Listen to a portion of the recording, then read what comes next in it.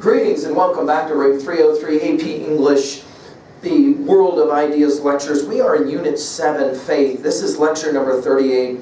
We are working now with Gautama Buddha and meditation, the path to enlightenment. We're going to have Edward Cohn as our translator in the Jacobus text. Now, so many of you have asked me for a lecture on world religions and Buddhism. Guys, this is not that lecture, okay? We don't have any time here to mess around with that level of detail. We're looking at a single essay in the volume World of Ideas, okay? Now, having said that, we will just point out a couple of quick observations about Buddhism as we get ready for this study. First of all, just to remind, the apologetic approach to a religion, things right, things wrong about it. Non-apologetic approach to a religion, asking what does the religion teach and how do people believe and why do they believe what they believe, and especially how do they practice. That'll be a big part of this one, okay? We're going to draw on Huston Smith's Religions of the World from many of our insights. For example, in his treatment of Buddhism, he points out that religious peoples have to answer three guiding questions, and how they answer that will have a lot to do with how they understand religion. For example, which is more important when you have to make an important decision, the head or the heart? Are humans primarily of their own accord independent or interdependent? And then is the universe helpful or neutral in regards to the individual? We're also going to remind ourselves that Buddhism is the origination in large measure of what we call in 303 monkey mind, right? That inability to focus. We're going to hear about that in this discussion. The evolution of religion is something that Huston Smith likes to point out as well. First there's Hinduism. Then you have a kind of reform of Hinduism in the form of Buddhism, and then ultimately even Zen Buddhism in China and in Japan. We have something similar happening in Judaism, which will of course evolve in many ways into Christianity, and then of course the movement of Islam as well for the three monotheisms. Speaking of that, obviously Huston Smith will point out there's different understandings of deity. Fundamentally two, we might say. This notion that there's a personal view of a deity, God loves, and then there's this notion that God is love, or what we call transpersonal. This transpersonal idea is foundational to Buddhist meditation, as we'll be reading about it here in a moment. Now, our assumptions is that you've been following our stuff at LearnStrong, lectures 1 through 37, learnstrong.net in the AP folder. Our learning theory, of course, is central. Our guiding questions, what does the text say? What does the text mean? How can I relate to it? And the hope is that you're reading the material on your own before you come to me. Let's do some real quick biography stuff. Our dates for Gautama Buddha are a little bit iffy. 563 maybe to 483 BCE. Buddha in Sanskrit means enlightened one. When the Buddha was asked, who are you? He would respond purportedly, I am awake. Born in present-day Nepal, and of course you know the story, that at the age of 29, he had been guarded and secluded all his life. All of a sudden, he's allowed, or he sneaks out of the compound, and first, on his first trip, he sees an old man. He's blown away. What is this saying, AJ? Then he sees a sick person. What is this illness thing? And then finally, he sees a corpse, a dead body. He can't believe it. He doesn't know what it is.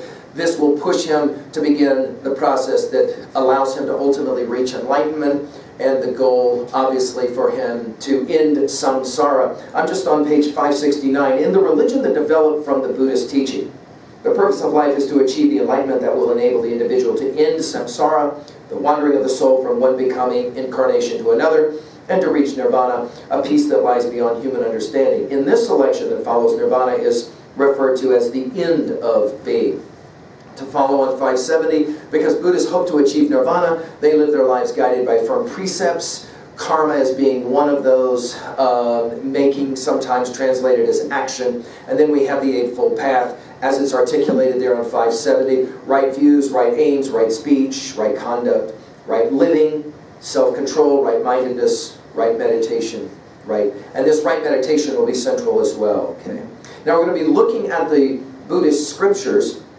These texts that we're going to be reading come from a multiplicity of different Buddhist texts. And in some way it's an expository essay, a how-to text, especially in terms of the techniques, the enumeration of any number of different ideas, okay? And quoting here our translator, Edward Cohn, For Buddhists, the founder of their religion is the Lord Buddha, a godlike being who has transcended the conditions of ordinary life His words are not those of a mere man, but a voice issuing from another world. It's therefore quite inconceivable that the Buddha should speak as ordinary people do. In other words, we're going to have almost like priest-like kinds of language happening here. Let's go ahead quickly now and work level 1, summarizing.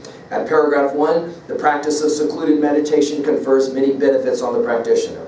Paragraphs 2, 3, the 28 advantages of secluded meditation promote good health, happiness through removal of all the causes of sorrow and discontent from the practitioner's consciousness.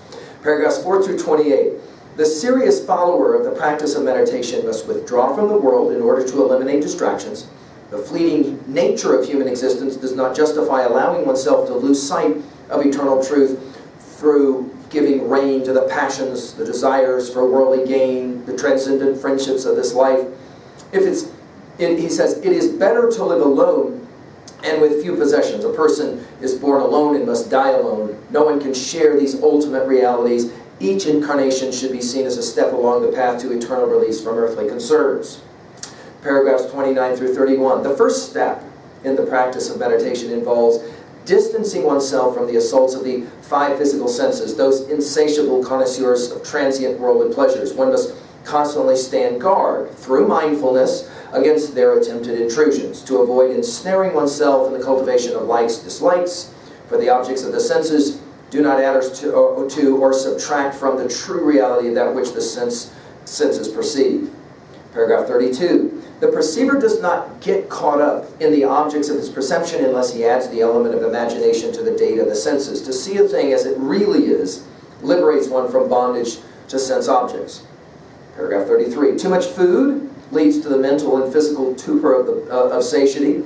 Too little food leads to the inefficiency that comes through depletion of strength. Gautama Buddha knew a lot about this because he lived an ascetic life for a while and ate virtually nothing for a certain part of his life. The wise man takes care of his body only because it serves as a vehicle to getting past the sufferings of incarnation. Paragraph 34. At night, one must throw off sleepishness in order to continue the practice of yoga. A person cannot afford to sleep as long as faults are still with him. 3 hours of the night should be spent in the practice of yoga before giving in to the need for sleep. So notice the discipline that's involved in this, right? Paragraph 35. If a practitioner of meditation is constantly mindful of his postures, his speech, and all that his body does, he cannot be taken unawares by assaults from the passions. Paragraph 36. In order to attain detachment of the mind, one must find a place to live that is free of people and noise. Paragraph 37. Concentration and focusing of thought through systematic meditation act as water that is cast on the smoldering fire of the desire to indulge in ruinous physical pleasures. Notice the word pictures here, rhetorically speaking, that are powerful ones. Paragraph 38-39. A holy man will find it possible to refrain from entertaining ill will towards others because he knows that the moral condition already entails enough suffering. We think about Plato and the cave allegory, right? Go back to that lecture at learnstrong.net, right? He tries to avoid thinking unwholesome thoughts by practicing their opposites. Paragraph 40. Incarnations make it impossible to know who one's relations are. Therefore, it's foolish to worry about only your family's well-being. Paragraph 41-42. Do not worry about conditions in your country because there's no place on earth that is free from all causes of suffering. Paragraph 43. And by the way, this paragraph 41-42 will sound very reminiscent of what we studied with Lao Tzu's Tao Te Ching, the very first of our studies in the World of Ideas text. Paragraph 43. Never take continued life for granted. Death waits in ambush even for the young and strong. It is senseless to make plans that do not take death into account. This is one of the foundational teachings of any number of religious systems, faith systems, that, as we have said, you don't get to swing at the park forever. You got to go to the van, right? Paragraphs 44 through 48. The essential nature of reality rests on 4 truths. First, suffering is omnipresent. That is to say, life is dukkha, life is suffering. Second, that the cause of suffering is birth or incarnation, which opens our senses to the world of suffering. Third, that extinction of suffering comes through escape from it. Fourth, that salvation is achieved through adherence to the path that leads to tranquility. To escape from suffering, one must turn away from the passions and from worldly activity. The attainment of dharma, or the absence of birth, comes through cultivation of morality, wisdom, the promotion of tranquility through concentration. Of course, Buddha and the Buddhists that followed the Buddha would speak of the Bodhisattva vow. That is to say, I get out of the cave now speaking about Plato's cave allegory, and then I find my way back into the cave once I've reached enlightenment. Well, that's the reading. Obviously very compelling stuff in terms of discipline. Let's talk our big five really quickly into epistemologically, what's this text say? Well, obviously the fallibilist position is a way more impressive position than the absolutist position. Think about spiritual training for the Buddhists. Think about spiritual training as a form of experimentation, we might say. I think I'm right, but I could be wrong, is foundational epistemologically to that idea. Ontologically, well, obviously the notion that the ego and the self as we have contrived it does not actually exist is a compelling idea. Psychologically, what's this text say? Well, the Buddha taught that we are what we think, and to that degree we are the stories that we tell and retell, accept or reject. Sociologically, what's this text say? Well, obviously, you got to be kind to everyone you meet, Plato says, because everyone's fighting his or her own battle. Everyone's in the cave. Jesus Christ will have said, purported to have said on the cross, "Forgive them, they know not what they do." And obviously, sociologically, the Buddha's teaching here is very similar. We must respect and help all others. Theodicy and the existence of pain, suffering in the world. Well, it all comes back to samsara and karma, of course. You got to learn how to accept the things that happen in this world. And of course, you have to learn to ask not why did this happen to me when bad things happen, but rather why did this happen for me? Obvious messages here. Well, enlightenment, no question, is a lifelong process of awakening. Of course, another message here is that we have two kinds of up, don't we? We have growing up and then we have waking up. That is to say, perspicacity. Go back to our comments on Plato and the cave allegory, right?